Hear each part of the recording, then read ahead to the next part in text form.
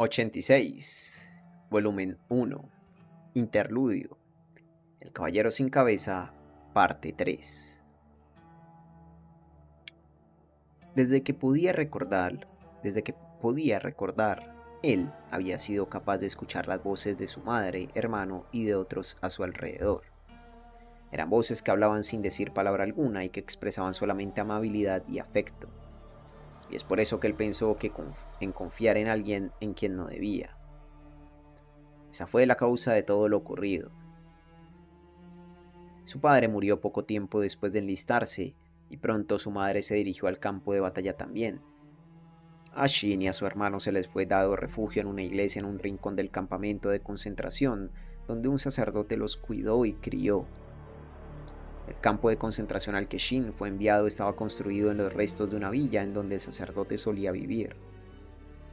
Aunque un Adularia, el sacerdote se oponía enormemente al confinamiento de los 86. Cuando la iglesia de los 85 sectores se negó a ofrecer santuario a los 86, el sacerdote decidió quedarse solo, tras las cercas de alambre de púas en el campamento de concentración. Era evitado por los 86 debido a que era un alba, pero era un amigo cercano de los padres de Shin. Así que cuando los dos padres fueron enviados al campo de batalla, el sacerdote cuidó a los niños. Si no lo hubiera hecho, Shin y su hermano podrían no haber sobrevivido. Había gran resentimiento hacia los Alba en los campos de concentración, al igual que hacia los descendientes del imperio que había comenzado la guerra. Los dos hermanos, quienes tenían sangre imperial pura corriendo por sus venas, se habrían vuelto salidas para el enojo de las personas de no haber sido por la protección del sacerdote. Sucedió poco después de que Shin cumpliera 8, la noche en la cual recibieron la noticia de que su madre había muerto en el campo de batalla. Sus padres estaban muy lejos como para conversar, pero Shin podía siempre sentir las voces de su madre y padre a la distancia. Pero una noche, sus voces se desvanecieron, y unos pocos días después, los chicos recibieron un trozo de papel diciendo que sus padres habían muerto. A pesar de que la nota informaba sobre sus muertes, las palabras difícilmente expresaban significado alguno para Shin. Él no había presenciado sus últimos momentos ni visto sus restos, así que la simple palabra muerte no podía comunicar la irreversible totalidad de esta gran pérdida a la inocente y joven mente de Shin. Él no se sentía triste ni tampoco sentía haber perdido a un ser querido. Simplemente estaba confundido. Incluso si las personas le decían que sus padres no regresarían y que jamás los vería de nuevo, él no podía entender la razón. El día que se fue, su mamá le había sonreído y le había acariciado la cabeza, diciéndole que fuera un niño bueno y que escuchara a su hermano y al sacerdote. Porque ya no iba a regresar. Aunque intentaba con todas sus fuerzas responder esa pregunta, él no podía. Es por eso que decidió preguntarle a su hermano.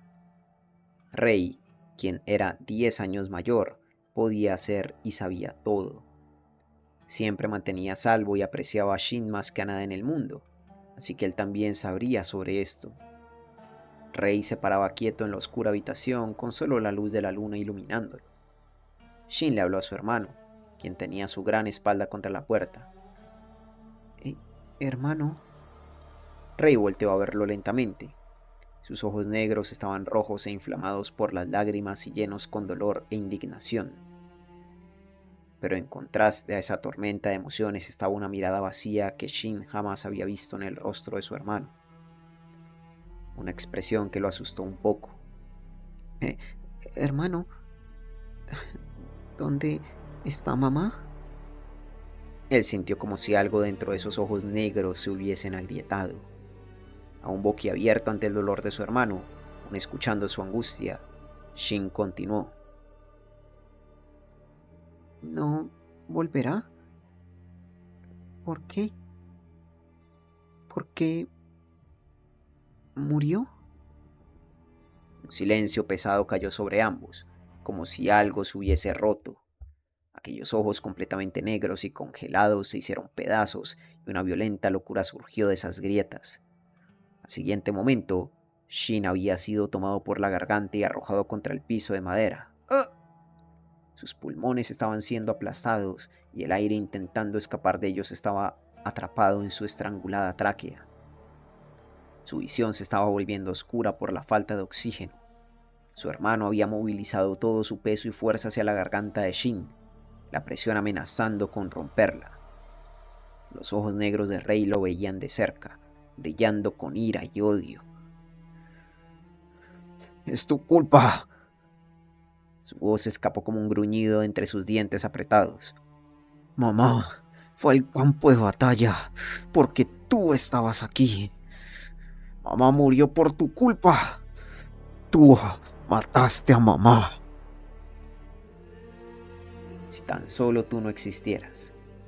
Shin podía escuchar la voz de su hermano perforando con ese estruendoso grito. Era como fuego infernal, como un cuchillo, un pensamiento en bruto incapaz de contenerse debido a esa pureza. Ese pensamiento apuñaló su mente sin piedad como una daga. «Desearía que jamás hubieras estado aquí. Desearía que jamás hubieses nacido. Bien podría arreglar eso ahora. Desaparece de este mundo. Muere».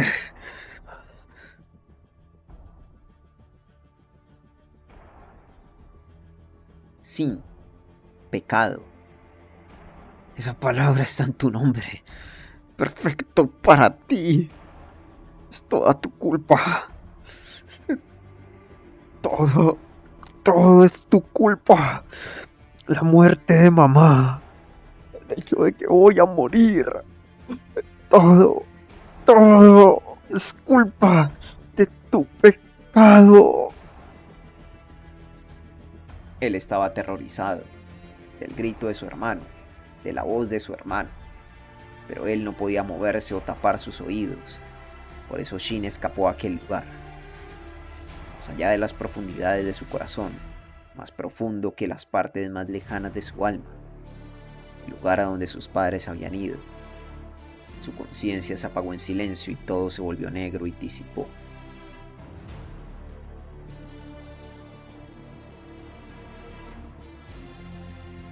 Cuando Shin despertó se encontraba recostado en su cama, con solamente el sacerdote sentado a su lado. Él dijo que ya todo estaba bien. Rei ya no estaba ahí. Parecía que aún se encontraba en la iglesia, pero no vería a Shin ni una sola vez. Mientras tanto, Rei había acabado los protocolos para enlistarse y dejó la iglesia unos pocos días después. El sacerdote lo escoltó como si intentara ocultar su espalda. Su hermano se rehusó a ver a Shin o siquiera darle unas palabras de despedida. Él probablemente seguía enojado y Shin estaba asustado de decir algo por miedo a que él se enojara de nuevo. Y así, Rei se fue, ninguno de ellos diciendo nada hasta el final. Fue entonces que Shin dejó de escuchar la voz de su hermano, la cual siempre había sido capaz de escuchar antes, y en las raras ocasiones que Shin reunía el coraje para llamarlo, no llegaba ninguna respuesta. Eventualmente no tuvo elección más que aceptar que su hermano no lo había perdonado, que su hermano jamás lo perdonaría. Fue también alrededor del tiempo en que su hermano lo dejó con esta cicatriz que Shin notó que podía escuchar esas voces, aunque leves, susurrando a lo lejos.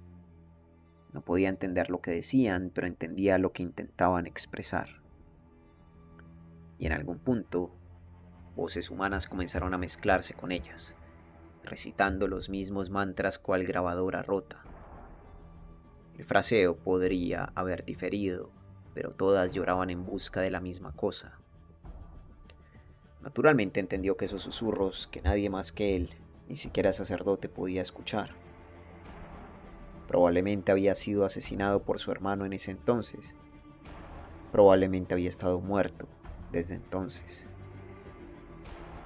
Y ya que él había muerto, pero aún seguía en este mundo, podía escuchar los llantos de otros fantasmas como él. Y un día su hermano se unió al coro de lamentos. Se dio cuenta que su hermano había muerto y estaba llamándolo a él. Ese día, Shin se enlistó en el ejército. Suscríbete, deja un like, un comentario y a ser posible comparte este video. También considera volverte miembro del canal de YouTube. Sería de mucha ayuda y a ti te llegarían todos los videos de forma anticipada. Fin de este interludio. Joder. Fue el hermano el que lo intentó o lo mató. Lo intentó matar o lo mató directamente.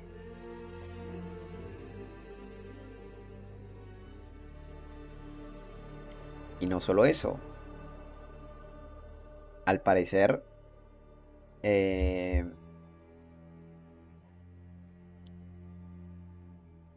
está relativamente cerca de él, ¿no? O ya lo ha escuchado en el campo de batalla. Es uno de estos pastores. Y Shin lo está buscando.